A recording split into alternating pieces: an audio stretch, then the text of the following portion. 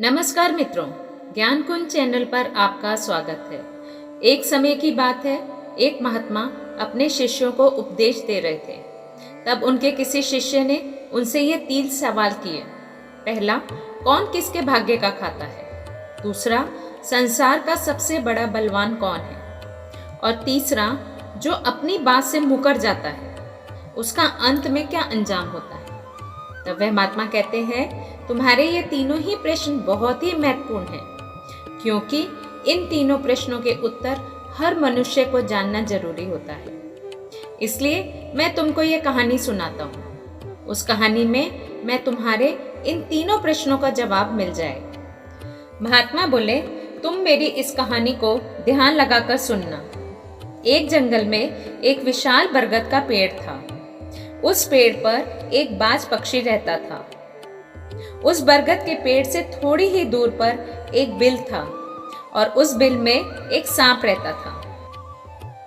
एक दिन जैसे ही सर्प बिल से बाहर निकलने लगा तो उस सर्प को वह बाज पक्षी देख लेता है, और जैसे ही सांप बिल से बाहर निकलने लगा तो उसी समय बाज सांप पर झपट्टा मारता है।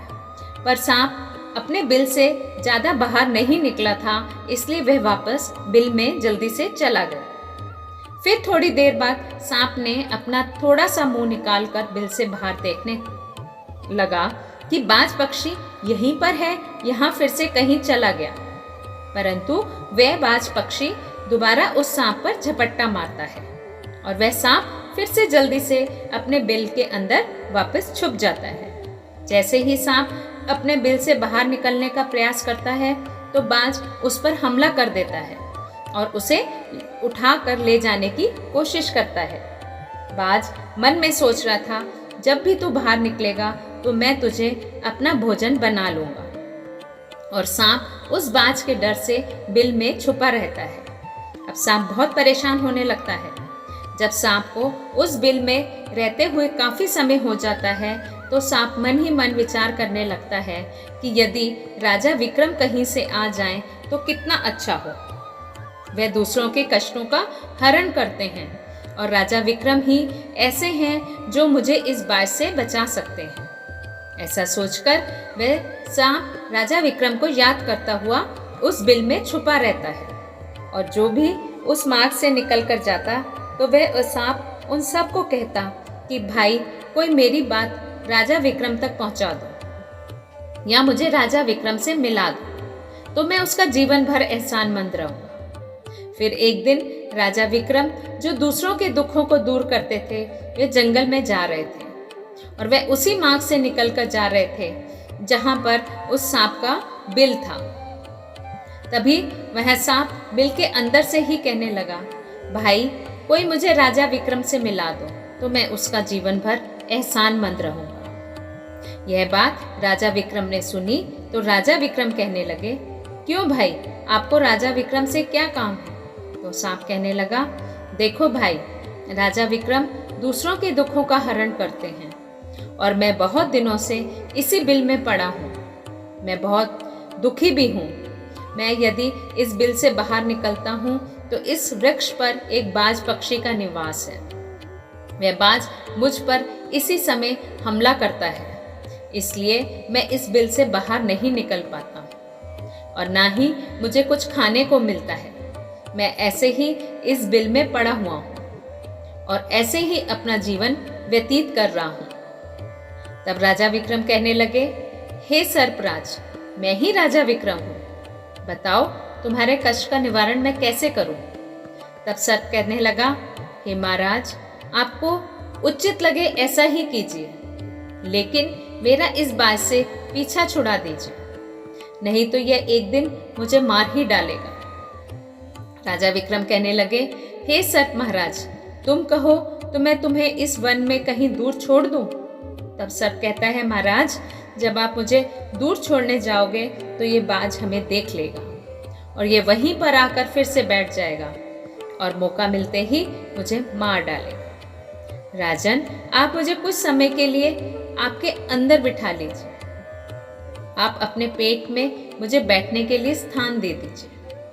जब इस बाज को पता ही नहीं चलेगा कि सांप कहाँ गया तो मैं तुम्हारे साथ इस वन से बहुत दूर तक चला जाऊंगा और आगे जाने के बाद मैं तुम्हारे पेट से बाहर आ जाऊंगा। राजा विक्रम कहने लगे, ठीक है सर्पराज, आज आप मेरे पेट में प्रवेश कर जाइए। राजा विक्रम अपना मुंह खोल देते हैं और वह सर्प राजा विक्रम के पेट में प्रवेश कर जाता है और राजा विक्रम के पेट में जाकर बैठ जाता है। जब राजा विक्रम वन में आगे गए और आगे काफी दूर पहुंचने के बाद उस सर्प से कहने लगे, हे नागराज, अब आप मेरे पेट से बाहर आ सकते हैं। अब यह सुनसान वन है, इसमें कोई बाज आपको परेशान नहीं करेगा। यह बात सुनकर नागराज कहने लगा कि नहीं महाराज, अब मैं आपके पेट से बाहर निकलने वाला नहीं। राजा विक्रम ने कहा, क्यों भाई, आपने तो मुझसे ये वादा किया था, आप मुझे आगे सुनसान वन में छोड़ देना, मैं आपके पेट से बाहर निकल जाऊंगा। तो अब क्या हुआ? सुनसान वन आ गया, अब आप बाहर निकलिए। सांप कहने लगा कि देखो महाराज, जैसे रहने का आनंद आपके पेट में है वैसा उस बिल में नहीं मिलता। अब मैं तुम्हारे पेट से कभी बाहर नहीं निकलूंगा। राजा विक्रम मन ही मन सोचने लगे, यह तो बड़ा ही दुष्ट सांप है, अब मैं क्या करूं? और उनके जहर के प्रभाव से महाराज विक्रम का पूरे शरीर में कोट फूटने लगे। महाराज विक्रम के शरीर से कोड़ निकल आया। राजा विक्रम मन ही मन सोचने लगे कि अब मैं यदि राजधानी को वापस जाऊं तो यह अभी संभव नहीं हो सकता, क्योंकि मैं इस वक्त एक कोढ़ी हो गया हूं और मुझे इसी वन में रहकर इस नागराज से भी छुटकारा पाना है। यह सोचकर महाराज विक्रम एक पेड़ के नीचे झोपड़ी बनाकर सो जाते हैं। उनके शरीर से कोड़ टपकने लगता है और शरीर से बदबू भी आने लगी, जो कि सांप का जहर था। सांप कुंडली मारकर राजा विक्रम के पेट पे बैठा हुआ था। राजा विक्रम उस वन में पड़ी हुई एक कोढ़ी की हालत में है। अब इधर उन्हीं के समय एक प्रसिद्ध जनपद था श्रावस्ती, और श्रावस्ती नगरी के राजा थे ताम्रध्वज। ताम्रध्वज की 3 पुत्रियां थीं और राजा ताम्रध्वज बड़ा अहंकारी और बड़ा ही अभिमानी राजा था। एक दिन उसने अपनी तीनों बेटियों से पूछा कि बताओ बेटियों, तुम किसका भाग्य का खाती हो? उनमें से 2 बेटियां तो राजा के डर से कहती हैं, पिताजी हम तो आपके भाग्य का ही खाते हैं। परंतु उनमें से राजा की एक चित्ररेखा नाम की बेटी थी। वह चित्ररेखा अपने पिता ताम्रध्वज को कहती है कि नहीं पिताजी, मैं किसी के भाग्य का नहीं खाती, मैं तो केवल अपने ही भाग्य का खाती हूँ। उस बेटी की बात सुनकर राजा को बहुत क्रोध आया और राजा ने उसी समय एक नाई और ब्राह्मण को बुलाया और नाई और ब्राह्मण से कहने लगा कि इन दोनों बेटियों का रिश्ता तो आप किसी राजा के यहाँ पर करके आइए, और जो यह बड़ी वाली बेटी है चित्ररेखा, इसका रिश्ता किसी कोढ़ी, कलंकी या जिसके हाथ पैर नहीं हो उसके साथ करके आइए। फिर राजा का आदेश मिलते ही नाई और ब्राह्मण उन तीनों बहनों का रिश्ता करने के लिए चल देते हैं।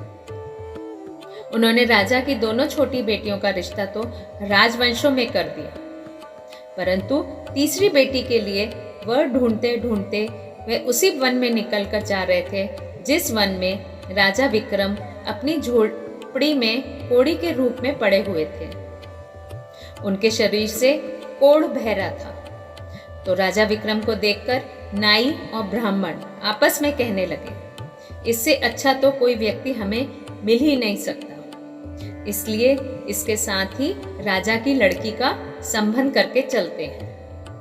फिर राजा विक्रम के साथ नाई और ब्राह्मण ने राजा ताम्रध्वज की लड़की चित्ररेखा का विवाह तय कर दिया, और राजा ने भी बहुत जल्दी में चित्ररेखा को उस वन में ले जाकर वहीं उस कोढ़ी राजा विक्रम के साथ विवाह संपन्न करा दिया। राजा विक्रम जैसे महापराक्रमी राजा समय की चपेट में आ गए थे और वह एक कोढ़ी का जीवन गुजार रहे थे। वह लड़की बड़ी ही पतिव्रता थी। वह अपने पति राजा विक्रम की सेवा करती थी और वहीं वह दोनों छोटी बहनें थी वह बड़े बड़े राजाओं के घर में गई तो वह वहाँ आराम की जिंदगी जी रही थी। लेकिन चित्ररेखा राजा विक्रम के साथ दुख का जीवन व्यतीत कर रही थी। कहते हैं जो अपने नियम और सिद्धांतों पर रहता है और धर्म का पालन करता है, ईश्वर हमेशा उसे सुखी रखना ही पसंद करता है। भगवान उसे हमेशा आनंद प्रदान करता है।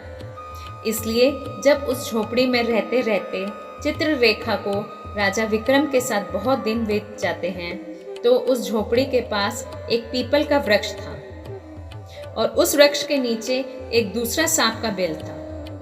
एक दिन राजा विक्रम सो रहे थे और रात्रि का समय था और चित्रलेखा महाराज विक्रम की सेवा कर रही थी। उसी समय उस बिल से एक सांप बाहर निकलता है और बाहर निकलकर जो राजा विक्रम के पेट में सांप था उस सांप से कहने लगता है, अरे दुष्ट, अपने वचन से मुकर गया। तूने तो महाराज विक्रम से कहा था कि मैं दूर वन में जाकर तुम्हारे पेट से बाहर निकल आऊंगा और तू ऐसे परोपकारी राजा के पेट में जाकर बैठ गया है। तुम्हारे जहर के कारण राजा के पूरे शरीर से कोढ़ निकल आया है। अरे तुझे शर्म नहीं आई कि तूने कितना गलत काम किया है। इतने समय में राजा विक्रम ना जाने कितने ही जीवों का दुख दूर कर देते। वह सांप आगे कहता है, यदि कोई सुन रहा हो तो मैं तेरे मरने का उपाय बताता हूँ। यदि कोई गंगा जल लाकर इस राजा को पिला दे तो तेरे उसी समय 100 टुकड़े हो जाएंगे और मल के रास्ते से बाहर निकल जाएगा। अब राजा के पेट के अंदर बैठा हुआ जो सांप था वह दूसरे सांप से कहने लगा, तेरे जैसे भी तो मैंने कभी नहीं देखा। धन के खजाने पर कुंडली मारकर बैठा है। यदि यह धन मानव समुदाय के कल्याण के लिए लगाया जाता तो इससे ना जाने कितने मानव का भला होता। मैं भी तेरे मरने का उपाय बताता हूँ। यदि कोई सुन रहा है वो तो कोई एक पीपा तेल गरम करके तेरे बिल में डाल दे तो तू उसी समय नष्ट हो जाएगा और उस बिल वाले स्थान की खुदाई करेगा तो वहां पर अपार धन संपत्ति निकलेगी। ये बात चित्रलेखा बड़े ध्यान से सुन रही थी। चित्ररेखा ने मन में विचार आया, तो ये राजा विक्रम है और इनके पेट में एक सांप बैठा हुआ है, इस कारण महाराज के शरीर में कोढ़ निकल रहा है। तो वह बेचारी चित्ररेखा एक सन्यासी के आश्रम में जाती है और उनसे अनुरोध करती है कि महात्मा, मुझे एक गिलास गंगा जल की आवश्यकता है। सन्यासी ने कहा, बहन तुम कौन हो और गंगा जल का क्या करोगे? चित्ररेखा ने कहने लगी, हे मुनिवर, मैं राजा ताम ध्वज की बेटी चित्ररेखा हूँ और मेरे पति के लिए मुझे दवा के रूप में गंगा जल चाहिए। उस सन्यासी ने उसे गंगा जल दे दिया। अब चित्ररेखा गंगा जल लेकर जल्दी ही महाराज विक्रम के पास पहुंच गई और पहुंचकर महाराज विक्रम से कहने लगे, महाराज ये दवाई है आपके कोढ़ को सही करने के लिए, आप इसे ग्रहण कीजिए। राजा विक्रम उस गंगा जल को पी गए और जैसे ही राजा विक्रम ने उस गंगा जल का पान किया तो उस सांप ने उसी समय 100 टुकड़े हो गए जो पेट में था। वह सांप नष्ट हो गया और वह धीरे धीरे राजा के शरीर से मल के रास्ते से बाहर निकल गया। अब तो राजा का कोढ़ धीरे धीरे सही होने लगा और कुछ ही दिनों में राजा का कोढ़ बिल्कुल सही हो गया। राजा का पूरा उपचार हो गया। राजा पहले की तरह स्वस्थ हो गए। अब राजा विक्रम से चित्ररेखा कहने लगी, हे महाराज, मैं एक स्त्री हूँ, इस शहर में नहीं जा सकती। आप शहर में जाइए और एक पीपा तेल लेकर आ जाएं। राजा विक्रम कहने लगे, चित्ररेखा, उस तेल का तुम क्या करोगे? चित्ररेखा ने कहा, महाराज आप पहले तेल का पीपा लेकर आइए, फिर मैं आपको बताऊंगी। फिर चित्ररेखा की बात सुनकर राजा विक्रम बाजार में जाते हैं और वहां से एक पीपा तेल का लेकर आते हैं। फिर चित्ररेखा वहां आग जलाती है और उस आग पर उस तेल को गर्म करती है और गर्म करके उस तेल को सांप के बिल में खाली कर देती है। जैसे ही उस बिल में वह गर्म तेल डाला गया तो सांप की मृत्यु हो गई। राजा विक्रम से चित्ररेखा कहने लगे, महाराज स्थान को खोद दीजिए। फिर राजा विक्रम ने चित्ररेखा के कहने पर उस स्थान की खुदाई कर दी, तो वहां से अपार धन संपत्ति निकली। चित्ररेखा कहने लगी, महाराज देखिए, मैं जानती हूँ कि आप जय नरेश राजा विक्रम हैं, परंतु मेरे पिता ने मेरा अपमान किया है और मुझे एक कोड़ी को दिया है, परंतु मैं मेरे भाग्य का खाती हूँ, इसलिए इसी स्थान पर मेरे पिता का जो महल है उससे अच्छा महल बनना चाहिए। राजा विक्रम कहने लगे, चित्ररेखा तुम कैसी बातें कर रही हो? हम नरेश हैं, भला यहाँ पर महल क्यों बनाएंगे? आप उज्जैन नगरी को चलिए। परंतु राजा विक्रम के कहने पर भी चित्ररेखा नहीं मानी। फिर राजा विक्रम ने उस वन में एक शानदार महल का निर्माण करवा दिया। इस संसार में सबसे बलवान समय होता है और कोई बलवान नहीं होता। जिसका समय अच्छा होता है वह आगे बढ़ता रहता है, और जिसका समय खराब हो जाता है, जिसका समय विपरीत होता है, वह पतन की ओर अग्रसर हो जाता है। राजा ताम्रध्वज पर एक दूसरे राजा ने आक्रमण कर दिया और उस आक्रमण में ताम्रध्वज पराजित हो जाता है और राजा अपने परिवार हित प्राण बचाने के लिए उसी वन में पहुंच जाता है। जब वन में राजा भूखा प्यासा भटक रहा था, फटे हुए वस्त्र और भूख से पीड़ित और प्यास से राजा का गला सूखा जा रहा था, तो राजा घूमते घूमते उस चित्ररेखा और राजा विक्रम के महल के नजदीक से गुजरता है। तब चित्ररेखा अपने पिताजी को देखकर पहचान जाती है। चित्ररेखा ने अपने एक सेवक को भेजा और सेवक को भेजकर महाराज ताम्रध्वज को, जो कि एक फटी हुई हाल में थे, उनके पास वस्त्र नहीं थे, उन्हें अपने महल के अंदर बुलवा लेती है। ताम्रध्वज ने सोचा कि ये ना जाने कौन है और हमें क्यों बुला रही है। जब राजा ताम्रध्वज उस लड़की के पास पहुंचे तो लड़की को पहचान गए। चित्ररेखा ताम्रध्वज से कहने लगी, पिताजी मैं वही चित्ररेखा हूँ और मैं आपसे यह कहती थी कि मैं मेरे भाग्य का खाती हूँ, तो देखिए मैं मेरे ही भाग्य का खाती हूँ, आपके भाग्य का नहीं। आपने तो मुझे एक कोड़ी को दिया था, परंतु मेरे भाग्य में तो एक सम्राट लिखा था। देखिए पिताजी, मैं उज्जैन नरेश राजा विक्रम की पत्नी हूँ। राजा ताम्रध्वज मन में विचार करता है और अपनी उस लड़की से अपने अपराध के लिए क्षमा मांगता है। इस संसार में सबसे बड़ा बलवान समय है और हर कोई व्यक्ति किसी दूसरे के भाग्य का नहीं खाता है। हर कोई यह सोचता है कि यह मेरे भाग्य का खा रहा है। नहीं, कोई किसी के भाग्य का नहीं खाता। जो कोई खाता है वह अपने भाग का ही खाता है। हर दाने दाने पर खाने वाले का ही नाम लिखा होता है। आप यह ना सोचें हम किसी को खिला रहे हैं। आप किसी को खिलाने वाले कौन होते हैं? इस संसार को खिलाने वाला तो एक ही है और वह है भगवान शिव शंकर। और जो अपनी बात से मुकर जाता है उसका अंत वही होता है जो राजा विक्रम के पेट में बैठे हुए उस सर्प का हुआ था। अतः वह विनाश को प्राप्त होता है। हमेशा सत्य की ही जीत होती है और अधर्मी अत्याचारी पापियों का अंत होता है। इस तरीके से राजा विक्रम और उसकी पत्नी चित्ररेखा ने राजा ताम्रध्वज का बड़ा स्वागत किया। वे राजा विक्रम महाराज ताम्रध्वज को अपने साथ उज्जैन ले गए और फिर राजा विक्रम ने अपनी सेना राजा ताम्रध्वज के साथ भेजी और जिस राजा ने ताम्रध्वज को पराजित किया था उससे अपना राज्य वापस पा लिया। मित्रों, जिसकी किस्मत अच्छी होती है और जिसके कर्म अच्छे होते हैं उसे ईश्वर कहीं ना कहीं से अवश्य देता है। हम और तुम तो अपने परिवार का पालन करने में भी हिचक जाते हैं, लेकिन इस संसार का पालन करने वाले को देखिए, वह पूरे संसार के हर जीव जंतुओं का ध्यान रखता है और उनका पालन भी करता है। मित्रों, ये कथा यहीं समाप्त होती है। अगर आपको ये कथा पसंद आई हो तो कृपया कमेंट में ओम नमः शिवाय अथवा हर हर महादेव अवश्य लिखिए। साथ ही आप चैनल पर नए हैं तो चैनल को लाइक, शेयर और सब्सक्राइब अवश्य करें और आपका दिन मंगलमय हो। इसके साथ ही धन्यवाद मित्रों।